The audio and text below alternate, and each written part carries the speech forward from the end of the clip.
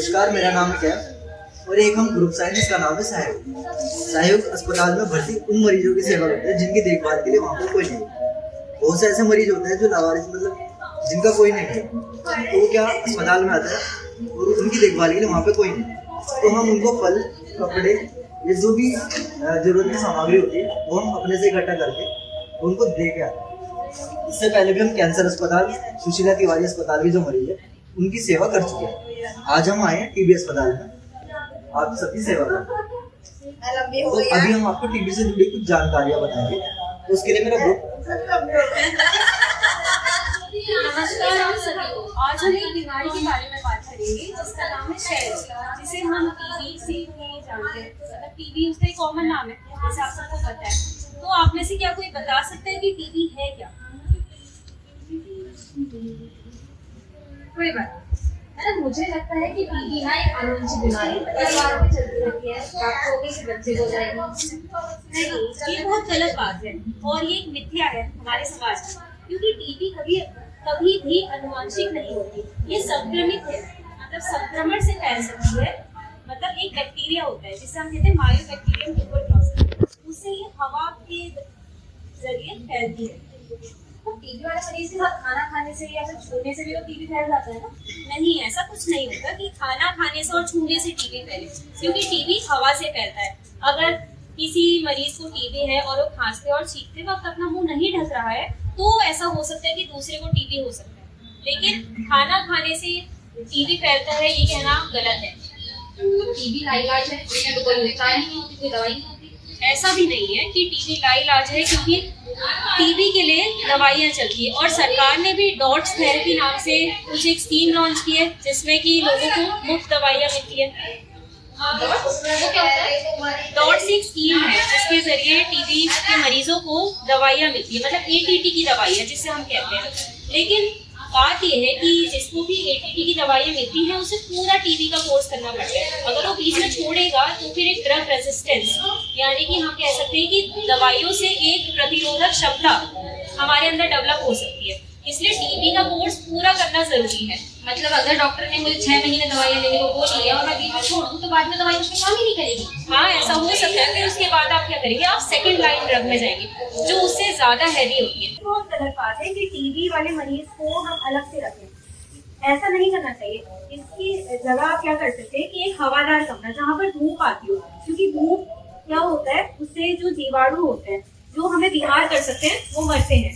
तो इसलिए आप हवादार एवं धूप वाले कमरों में क्या कर सकते हैं, टीबी वाले मरीजों को रख सकते हैं। और अगर आप उसे अकेला रखेंगे तो वो उसकी मानसिक स्थिति को भी बिगाड़ेगा। तो जो बीसीजी की वैक्सीन लगती है बच्चों में वो तो पूरी जन्म बचाती है, फिर क्या जरूरत है टीबी से बचने की? ऐसा नहीं है कि बीसीजी की वैक्सीन पूरे जीवन भर बचा के रखेगी। बीसीजी की वैक्सीन क्या करती है, बच्चों को दी जाती है, वो कुछ समय तक उनके अंदर एक प्रतिरोधक क्षमता बनाए रखती है जिससे वो टीबी से बचे रहे। लेकिन जैसे ही वो बड़ा होता है उसे अपनी रक्षा खुद करनी होती है। तो मतलब टीबी से बचना है तो हमें बचाव के लिए ज्यादा ध्यान देना होगा। ठीक, आपने बिल्कुल सही कहा कि हमें बचाव करना है। ठीक, आइए अब हम टीबी से बचाव के कुछ जो उपाय है वो जान।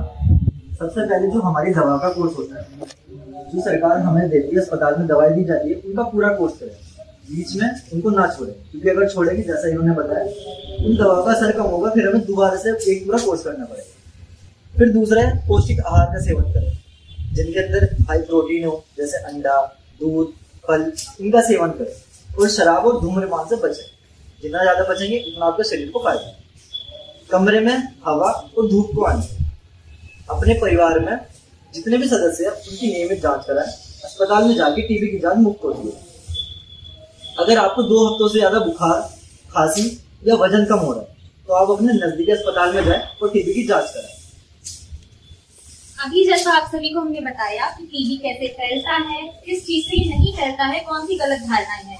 अब इसके बचाव के बारे में आपको इन्होंने कुछ चीजें बताई हैं। एक चीज और है जिसका हमें ध्यान रखना होता है। कोरोना के टाइम पे आप सबने देखा होगा कि मास्क पहनना, हाथों को धुलना कितना इंपॉर्टेंट बताया गया था। अब मैं आपको वही बताऊंगी। आप किसी भी चीज को छुएंगे, कहीं भी जाते हैं या बाहर से आ रहे हैं तो आपको सबसे पहले हाथ धुलने हैं। साबुन और पानी का इस्तेमाल करके कम से कम 20 सेकंड तक आपको अच्छे से हाथों को धुलना है। उसके भी तरीके होते हैं। आपको पहले अपनी हथेलियों को अच्छे से रगड़ना है, फिर आपको हथेलियों के पीछे अच्छे से साफ करना होता है, फिर आपको अपनी उंगलियों के बीच में साफ करना है। इस तरीके से अपने पूरे जो ये नेल टिप्स होती हैं, नाखूनों की जो सिरे होते हैं, इनको साफ करना होता है, अंगूठा साफ करना होता है और फिर कलाई साफ करनी होती है। इसके बाद आप उनको अच्छे से धुलेंगे और या तो उन्हें हवा में सुखाएंगे या फिर साफ कपड़े या तौलिए से उसे साफ करेंगे। फिर आते हैं खांसने और छींकने पे, क्योंकि टीबी फैल रहा है हवा के थ्रू।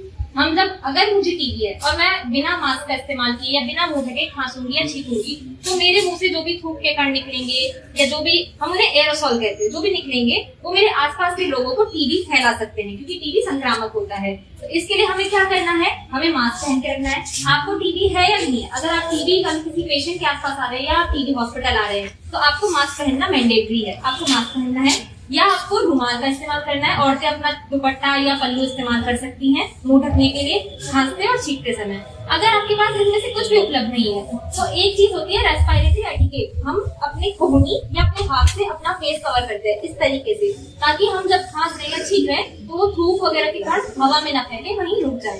इस चीज के लिए हमें ध्यान देना है। इस तरीके से हम हवा से फैलने वाली बीमारियों को रोक सकते हैं। तो जैसा कि आपने देखा, ये एक बीमारी है जिससे हमें घबराना नहीं चाहिए। बीमारी है, इसका इलाज भी उपलब्ध है, लेकिन वही है हमें खुद को जागरूक होना होगा, खुद को जिम्मेदार बनना पड़ेगा, अपने और अपने परिजनों की सेवा करनी होगी। उनको समझाना होगा कि जो दवाओं का कोर्स सरकार हमें उपलब्ध करा रही है उनका सेवन करें, उनको बीच में ना छोड़ें। तो आशा करता हूँ आपको आज कुछ नया जानने को मिला होगा, कुछ नई जानकारी आपको मिली होगी। धन्यवाद।